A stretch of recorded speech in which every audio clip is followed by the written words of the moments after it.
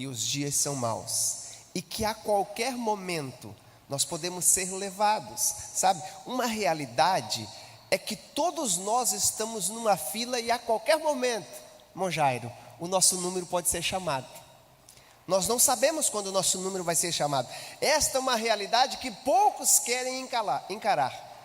Essa semana passada eu estava preparando essa mensagem desde que foi me dada a oportunidade de estar aqui na direção do culto, e eu li uma reflexão que eu gostaria de compartilhar com vocês, escrito pela autora Lia Luft. Talvez você já viu esse texto, é um texto muito conhecido, e ela nos reflete sobre como estamos nós cuidando da nossa vida, da nossa família, não sabendo amanhã as coisas que estão acontecendo. Estamos nós preparados? Ou melhor, eu diria, estamos nós cuidando da nossa família, não sabendo do amanhã? E esta poesia, ela começa assim: a cada minuto, alguém deixa este mundo para trás. Não sabemos quantas pessoas estão em nossa frente nesta fila. Não dá para sair da fila, também não dá para voltar para o fim dela. Então, enquanto esperamos a nossa vez ser chamada, faça valer a pena cada minuto que você vive aqui nesta terra. Tenha um propósito em tudo que você faça. Motive as pessoas, elogie mais, critique menos. Faça alguém que se sente ninguém sentir-se alguém do seu lado. Faça alguém sorrir. Faça a diferença na vida do outro. Promova a paz. Faça com que as pessoas se sintam amadas. Tenha tempo para você mesmo. Faça pequenos momentos parecerem grandes. Faça tudo o que precisa ser feito e vá além. Viva novas experiências. Experimente novos sabores. Não tenha arrependimento por não ter tentado ir além, por não ter valorizado mais alguém do que você deveria ter valorizado, por não ter feito mais ou menos do que você podia e deveria fazer. As coisas só acontecem porque Deus permitiu acontecer. Então, seja mais compreensível com o que está acontecendo na sua vida. Não guarde mágoas, mas guarde aprendizados. Se tiver que liberar, que seja o rancor que você tem guardado. Se tiver que transbordar, que seja de amor. Ame mesmo os que não mereçam. Ame sem querer receber nada em troca, mas não se esqueça de amar a si mesmo. Esteja pronto para partir a qualquer momento, porque você não sabe qual o seu lugar nesta fila. Então, se prepare para deixar aqui boas lembranças. Suas mãos irão embora vazia. Não dá para levar malas para onde você vai, nenhum outro bem. Se prepare diariamente para levar consigo somente aquilo que pode ser guardado no seu coração. A vida aqui, ela não é um mar de rosas, mas ela é bela e vale a pena ser vivida. Então, viva da melhor maneira possível, pois a sua fila um dia chegará ao fim. E eu pergunto a você, você que está nos assistindo, como você tem vivido? Como você tem cuidado da sua família? Como tem sido os seus últimos dias? A Bíblia diz que o amanhã não nos pertence. Como estamos nós vivendo? Você tem se preparado para o momento de encontrar com o seu Deus? Você tem preparado a sua família para este momento que é inevitável na vida de todas as pessoas? Eu gostaria de ler um texto com você nesse momento, que está no livro de Apocalipse. É um livro bem conhecido, um texto bem conhecido, é um pouco longo, mas é um texto maravilhoso. Um texto que deveria nos alegrar e nos deixar sempre entendendo que precisamos estar preparados para o dia em que o nosso número será chamado. Número 22 é o capítulo, a partir do primeiro versículo. Nós vamos ler vários aí. Na versão que eu vou ler, está dizendo assim, João falando: então o anjo me mostrou o rio da vida, transparente como cristal, que fluía do trono de Deus, do Cordeiro, e passava por meio da rua principal da cidade.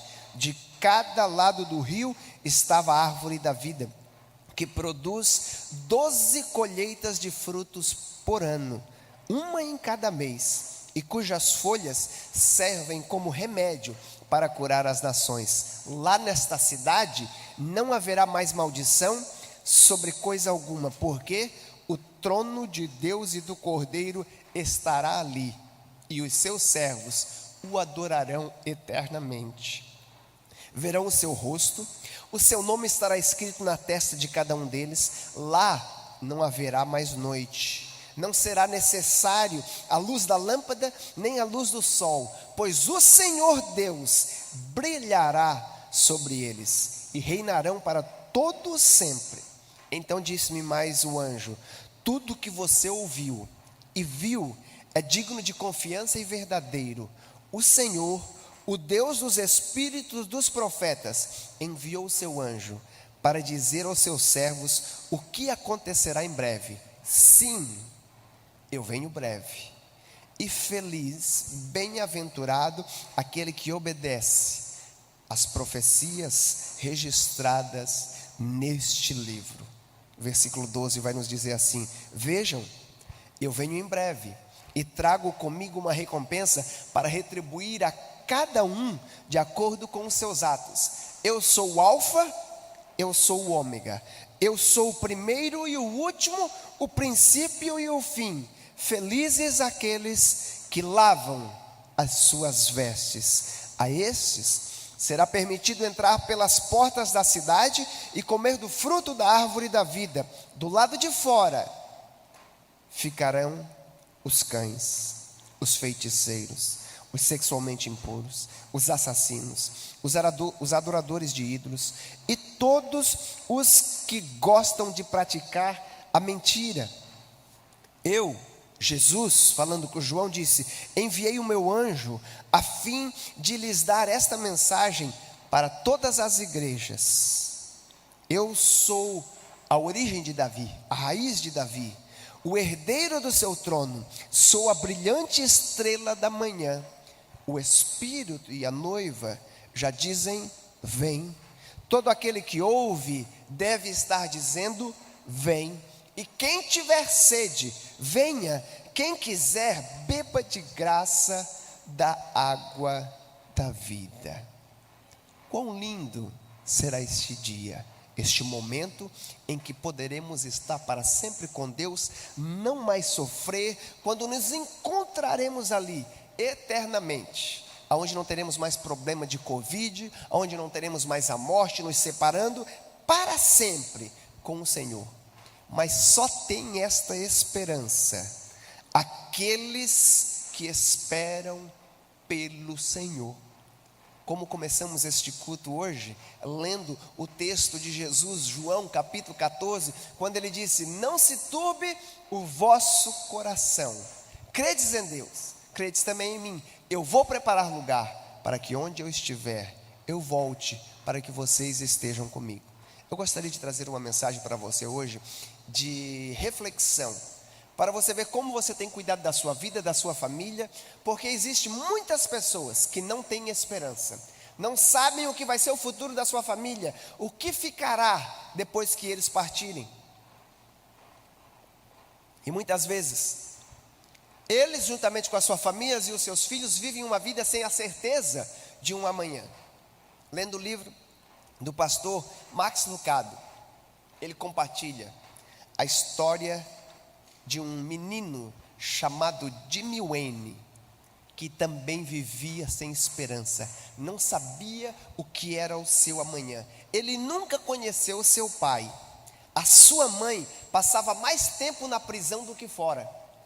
E quando ela saiu da prisão, na sua última vez, ele tinha 12 anos de idade, sabe? E acabou se casando com um homem muito problemático. Colocaram o menino atrás de um carro velho e saíram andando pelos Estados Unidos afora, e aquele carro, por um ano inteiro, se tornou a casa do pequeno Jimmy. O interior daquele carro cheirava mal, eles iam de cidade em cidade, sempre evitando ter um encontro com a polícia. Depois de muito andar, de quilômetros rodados, sem direção, a mãe de Jimmy para no estacionamento da rodoviária de uma cidade na Flórida, deixa ele, disse que voltaria daqui a pouco e nunca mais voltaram. Abandonaram o pequeno Jimmy, um menino com 13 anos de idade, sem um lar, não tinha onde comer, não tinha garantia de um futuro. E enquanto ele caminhava sem direção, dormindo debaixo das pontes, ele vê um senhor trabalhando na garagem da sua casa. E ele vai com muito cuidado e medo de ser maltratado por aquele senhor, e pergunta se tinha algum trabalho para ele fazer, que aquele senhor pudesse dar um dinheiro para ele comprar uma comida. Aquele senhor, mesmo com medo de que o menino fosse um trombadinha, ele decide dar uma chance a ele. Chama ele para perto e diz: meu nome é Russell, vou chamar a minha esposa, ela se chama Bia, eu gostaria que você viesse na garagem. Ele chama a sua esposa, o Jimmy, e a garagem, mostra a eles uma máquina de cortar grama, e diz: Jimmy, eu gostaria que você cortasse a minha grama toda semana, o nosso pátio é muito grande, e eu vou dar para você R$20 toda semana, para que você possa cortar a nossa grama. Depois de algumas semanas, a Bia criou coragem e perguntou para Jimmy: Jimmy, onde você mora? Você vem toda semana aqui cortar a nossa grama, mas onde você mora? E ele, com medo de repente eles não dar mais aquela ajuda para ele, ele mente aonde ele estava morando. Mas depois de algumas semanas cortando a grama, ele criou coragem e falou para ela que estava morando debaixo da ponte. Ela disse: não, vem, porque tem lugar aqui em casa. Deram um quarto para ele, um lugar para ele tomar banho, um lugar na mesa. Aquela casa para o Jimmy era como se fosse o céu, perto de tudo que ele tinha passado até os seus 13 anos de idade. Tinha um lugar para tomar banho, comida na hora certa, até podia sentar no sofá para assistir televisão com a família, e melhor ainda, podia aproveitar a bondade daquele casal.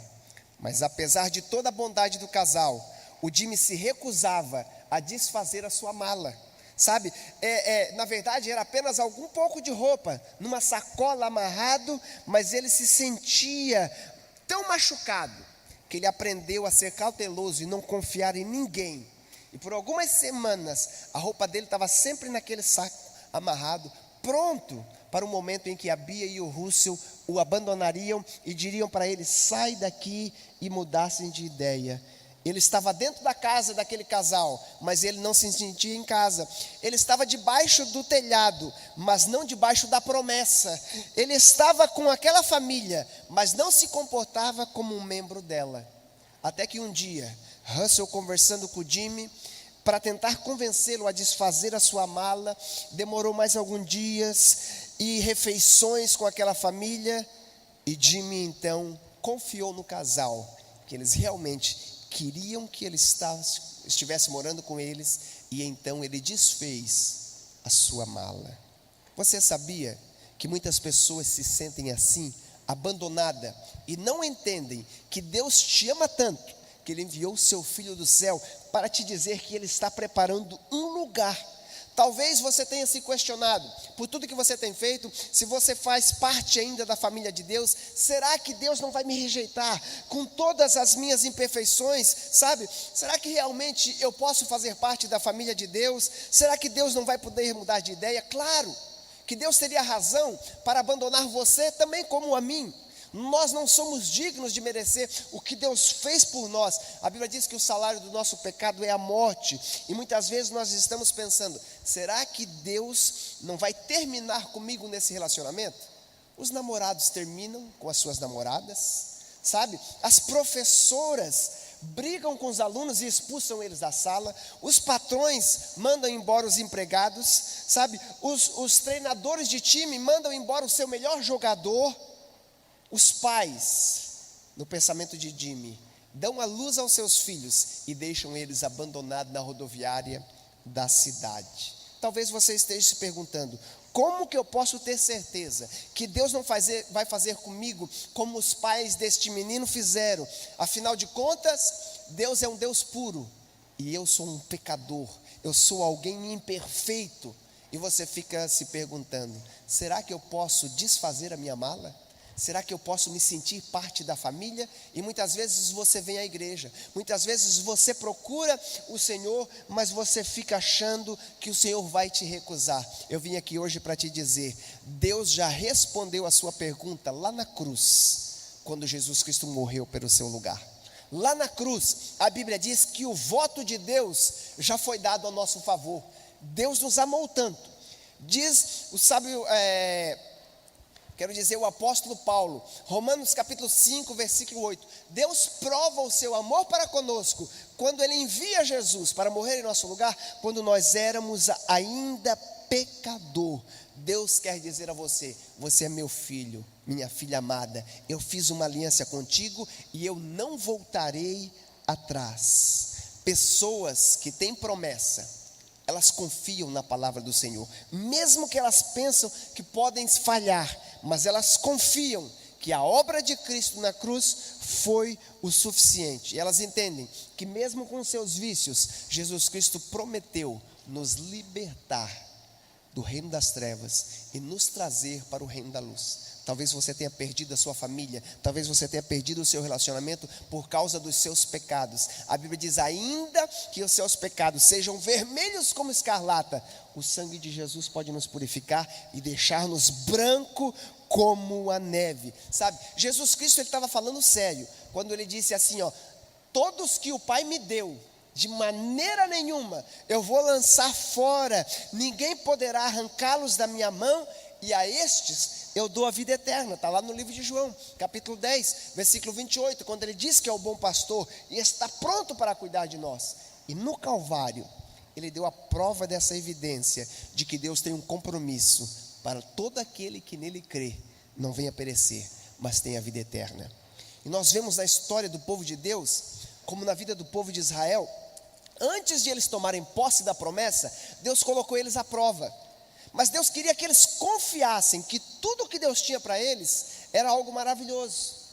A Bíblia diz que Deus chama Moisés, faz uma promessa de tirar eles, mas o que acontece? Eles chegam no deserto e começam a duvidar da palavra de Deus. E por causa disso, a Bíblia diz que eles passam 40 anos no deserto, morrem naquele deserto e não herdam a promessa, porque não colocaram a confiança no Senhor. Mas um dia, a nova geração cresce, os filhos que se sentiram abandonados pelos seus pais, que poderiam ter feito muito por eles e não fizeram, a Bíblia diz que Deus chama eles e diz, a minha promessa ainda está de pé. Josué, pega este povo que Moisés trouxe até aqui e leve eles para atravessar o Jordão, porque a minha promessa continua de pé. Eu fiz uma promessa e eu vou continuar. E a Bíblia diz que Deus disse, leva eles até a beira do rio Jordão. Sabe, este momento que o povo vai, está registrado no capítulo 3, esse texto de Josué. Eu gostaria que você já abrisse a sua Bíblia, nós vamos estar falando sobre esta passagem.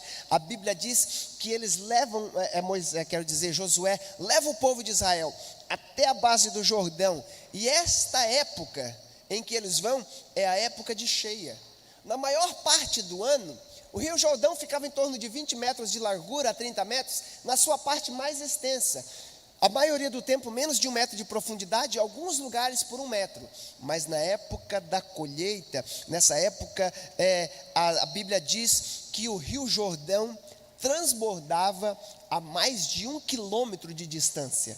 A profundidade do rio se tornava violenta, porque a neve que derretia do Monte Hermon fazia com que aquele rio se tornasse impetuoso. E eles eram milhões de pessoas.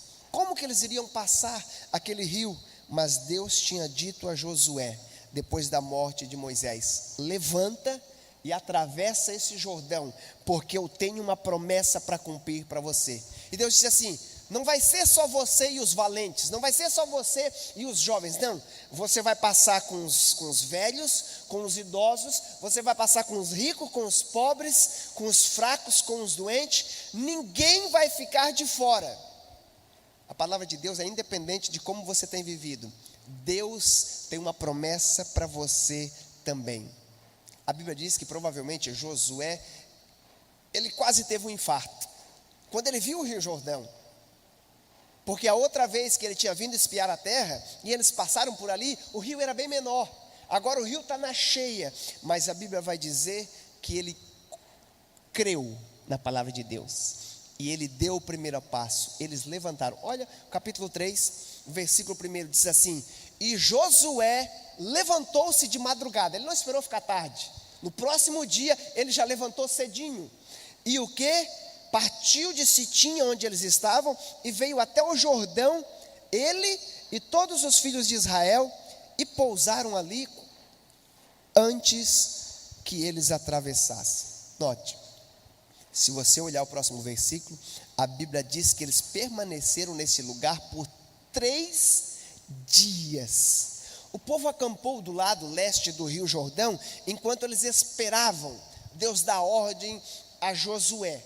E eles olharam aquela água, a água era barrenta, era lodo, porque tinha derretido da neve, o rio estava tumultuoso. Provavelmente, quando a gente vê aqueles filmes, e você vê aquelas visões de quando o rio está vindo com as neves derretidas, ele vai levando galho de árvore, ele vai levando, às vezes, alguns animais que foram pegos de surpresa e morreram, ele vai levando tudo. Imagine o povo dormindo ali por 3 dias. Eu penso que eles não conseguiram dormir. Na verdade, eles ficaram assustados, não conseguindo dormir por 3 dias, é bastante tempo. Eu não sei como que é você, mas normalmente quando a gente ouve uma palavra, uma promessa, como criança a gente vai perguntando: já chegou? Quando é que vai ser? Já vai acontecer? Provavelmente, o povo de Israel começou a pensar assim: como que nós vamos atravessar? Será que Josué vai pegar um barco? Será que alguém vai ter que construir uma ponte? Como que nós vamos passar? Será que só vai passar os homens de guerra? Na verdade, Deus estava querendo levar eles a questionar, para eles entender que não era porque eles eram bons, ou porque só eram os sãos, ou os jovens que passariam. Deus tinha feito uma promessa, e Ele daria uma maneira de eles atravessar. Deus dá ordem, e diz para Josué: chamem os oficiais, para que eles peguem a arca do Senhor, o concerto da aliança, e eles vão ir à frente, levando, e então o povo vai partir atrás da arca da aliança. Talvez você já ouviu falar da arca da aliança. Era uma caixa de madeira revestida de ouro, dentro dela tinha alguns utensílios que o Senhor mandou Moisés guardar lá: um pote de maná, a vara de Arão, as pedras dos 10 mandamentos, e sobre essa arca tinha uma tampa de ouro puro com 2 querubins. A Bíblia chama de o propiciatório, o lugar onde Deus julgava os pecados da nação. Era onde Deus se fazia presente no meio do povo. A Bíblia diz que Deus se apresentava entre os querubins. Quando Deus disse para eles: seguem a arca, Deus estava dizendo: vocês podem me seguir, porque eu vou liderar vocês. Vocês não vão passar sozinho, eu vou ir à frente de vocês. Não vai ser Josué e os sacerdotes. Confie em mim. A palavra de Deus para você é: confie na promessa de Deus para a sua família. E a Bíblia diz que o povo confiou. E no final de 3 dias, um alvoroço no meio do povo. Se levantam os sacerdotes, colocam a arca sobre os seus ombros, e eles começam a marchar na direção daquele rio. E a Bíblia diz que não se ouvia um som de ninguém. O único som que se ouvia era das águas do rio. O povo estava todo com medo. O que vai acontecer? E os sacerdotes, levando a arca, eles se aproximavam. 10 metros, o rio continuava correndo. 9 metros, 5 metros, 3 metros, 1 metro, e o rio continuava da mesma maneira. Mas Deus disse: quando vocês chegarem à margem da água, manda eles parar lá no Jordão. Quando eles chegarem na borda, versículo 8 do capítulo 3, a Bíblia não registra como estava o semblante daquele sacerdote, mas nós podemos imaginar que eles estavam com medo, esperando serem tomados pelaquela água. Sabe, nós temos certeza que eles não pularam naquela água, eles não mergulharam, eles não saíram correndo. Com certeza eles deram um passo pequeno, colocaram a ponta do pé naquela água. Para o homem parece um pequeno gesto, mas a Bíblia diz que com Deus, o nosso pequeno gesto de confiança pode gerar os maiores milagres na nossa vida. Eu te pergunto: o que está impedindo você de ver o milagre de Deus na sua família? É você tomar um passo de fé? fazer algumas coisas que o Senhor já tem prometido para você, e você talvez está impedindo de ver grandes coisas na sua vida. A Bíblia diz que quando eles acreditaram na palavra de Deus e deram o primeiro passo e tocaram nas águas, sabe o que é interessante? Foi como que se alguém fechasse uma torneira. Mas nós pensamos que o Rio Jordão fechou igual o Mar Vermelho. Criou uma coluna aqui de água que Deus bloqueou e o resto da água correu. Olha o que está escrito no versículo 16. Pararam as águas que vinham correndo de cima e levantaram-se no montão. Isso aconteceu, mas olha só, muito longe da cidade de Adã, que está a banda de Sartã, e as águas que desciam continuaram na campina, até chegar no Mar Morto, Mar Salgado, e faltavam-se de todo, e separaram-se, e então passou o povo de fronte de Jericó na terra seco. Sabe que Deus faz questão de mencionar aqui, que a água fechou lá perto da cidade de Sartã. Sabe qual a distância que era essa cidade de onde o povo passou? 30 quilômetros de distância.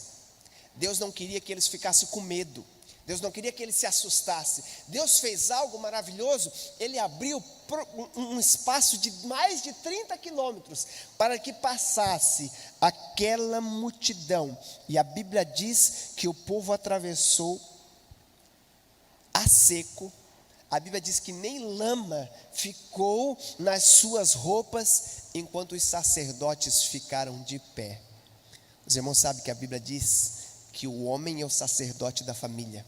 Enquanto o homem tomar a sua posição, cuidando da sua família, e permanecer de pé, segurando, mantendo a presença de Deus na sua casa, o inimigo não vai te levar. A água da turbulência não vai levar. A Bíblia diz que nenhuma carruagem ficou atolada. O povo passou. Deus fez por eles o que eles não poderiam fazer. E a Bíblia diz que do outro lado o povo se alegra. E se cumpriu o que Deus disse para Josué: na travessia do Rio Jordão, vocês vão reconhecer que eu estou no meio de vocês, e comigo vocês são mais do que vencedores. O restante é aquilo que diz o provérbio: é lomba abaixo, é com uma mão nas costas. Com Deus nós podemos fazer grandes coisas que parecem impossível. Com certeza o povo podia celebrar, e eu vim aqui dizer para você: quando você confia em Deus, mesmo em meio ao Jordão cheio, mesmo em meio à dificuldade, com Deus você pode confiar. A garantia do povo de que Deus daria vitória, que eles tomariam posse da sua terra, é que eles atravessaram a seco, de tanto que Deus cuida deles. Mas a nossa garantia é que Jesus tomou o nosso lugar na cruz, e Ele disse assim: Pai, está consumado. O brado de Jesus na cruz estava dizendo para você: o preço foi pago, você não precisa mais pagar. Sabe, o caminho está aberto para você voltar para a casa do Pai. Você pode confiar. Chega de viver longe de casa. O Senhor preparou um novo caminho. O rio que você não poderia atravessar, o abismo que te impedia de chegar a Deus, que eram os seus pecados, o salário do pecado é a morte. Jesus atravessou esse abismo. Ele tomou o nosso lugar. A correnteza que causava medo, a Bíblia diz que Jesus enfrentou. E foi por quem? Por todos. Ele morreu pelo jovem, Ele morreu pelo velho, Ele morreu pelos corajosos, mas Ele também morreu pelos acanhados, como o Jimmy, que tem medo de abrir a sua mala e fazer parte da família. A nossa vitória foi completa, e nada pode nos separar do amor de Deus. A minha pergunta para você é: qual tem sido a sua dificuldade? O que tem impedido você de viver tudo que Deus tem para você? A sua desculpa é pecado? Jesus disse: eu já paguei na cruz. Eu já cravei a dívida que era contrária a você. Mas o grande problema é que nem todos estamos convencidos. Estamos como o povo de Israel na geração antiga. Olhamos para o nosso inimigo, mas tem gigante, e pensamos que eles vão nos devorar. Josué e Caleb tiveram fé e disse: se o Senhor nos permitir, nós obedecermos, Ele nos entregará tudo, e nós tomaremos posse, e estes serão como nosso alimento. Mas os outros foram dominados pelo medo. Eu te pergunto, você já teve essa compreensão, esse entendimento de que Deus está do seu lado? Deus não está como um carrasco querendo lhe julgar, não. Deus enviou seu filho para morrer de braços abertos, e ele diz: eu estou pronto para te acertar de volta, e eu sou fiel para prometer ou para cumprir tudo o que eu tenho prometido. No Salmo 112, aqui eu começo a encerrar esta mensagem de reflexão para você. O escritor do Salmo 112, ele nos diz, descrevendo uma pessoa que tem promessa e que confia na palavra de Deus, dizendo assim: ele não teme as más notícias. Eu não sei qual a notícia que você tem dado ouvido ultimamente. Quando nós ligamos a televisão, tudo que nós vemos é que nada vai dar certo, que está vindo uma nova onda, uma segunda onda do Covid, e meu Deus do céu, um novo vírus. Eu não sei qual a notícia que você tem dado ouvido, mas a Bíblia diz que aqueles que confiam no Senhor, eles não temem as más notícias. Por quê? Porque eles confiam plenamente no cuidado do Senhor. Independente do que esteja acontecendo, o Senhor cuida da sua vida. Sim, nesta caminhada vai ter perguntas sem respostas. Vai ter momento que nós não vamos saber como vamos agir. Mas se tem uma pergunta que não pode ficar sem resposta, é a capacidade de Deus de te salvar, a capacidade de Deus de te livrar destes problemas. Isto tem que ser gravado no mais profundo do seu coração, você entender que Deus tem cuidado de você. Eu gostaria que você olhasse para você, onde você está aí agora, olhasse para os seus filhos, olhassem para a sua família. Se a sua família não está perto, imagine a sua família agora, que está na sua casa, talvez você esteja trabalhando, e pense comigo: você não está com lama nos seus sapatos, você passou por este Jordão. O Covid levou alguns, o Covid levou talvez alguma pessoa próxima de você, mas o Senhor tem te guardado, o Senhor tem te salvado, o Senhor tem te abençoado, sabe? Não tem nenhum pecado mais na sua ficha, porque Ele disse que Ele te lava e te deixa branco como a neve. Jesus já pagou o preço pelos seus pecados. E para que não fique nenhuma dúvida, o apóstolo Paulo diz no Romanos capítulo 8, versículo 32, se Deus não poupou o seu único filho, mas deu ele por todos nós, não nos dará também Deus o que nós precisamos para viver na nossa terra prometida? Não nos dará, Senhor, tudo o que precisamos juntamente com o seu filho? Por isso, nós podemos juntar o grande coral que o apóstolo Paulo gostaria que ficassem de pé e bradassem em alta voz, o versículo 38 e 39 de Romanos 28. Eu estou convencido de que nem a morte, nem a vida, nem os anjos e nem os demônios, nem o que existe hoje ou o que ainda há de vir no futuro, não há poderes, nem altura, nem profundidade, nem nada jamais criado poderá nos separar do amor de Deus revelado em Cristo Jesus. Deus te ama tanto que Ele enviou seu Filho para nos trazer de volta e fazer parte desta família. A palavra de Deus é verdadeira e digna de confiança. A obra de Cristo já foi completada e você faz parte de uma aliança. E gostaria de dizer que você precisa entender que você já é reconhecido como parte do programa Minha Terra Prometida, Minha Vida. Deus tem uma terra para você, muito melhor que esse plano do governo aí, Minha Casa, Minha Vida. Não, Ele tem uma terra prometida para nós, Ele tem um lugar preparado para nós. O Jordão já ficou para trás, a Bíblia diz, Canaã é logo ali. Vai ter dificuldade, mas a certeza da vitória é garantida, como diz aquele clássico hino, mais um pouquinho e a jornada findará. Mais um pouquinho, Canaã está chegando. Eu vim aqui para profetizar para você uma nova temporada para a sua família. Se você crer, se você confiar, você vai passar esse Jordão.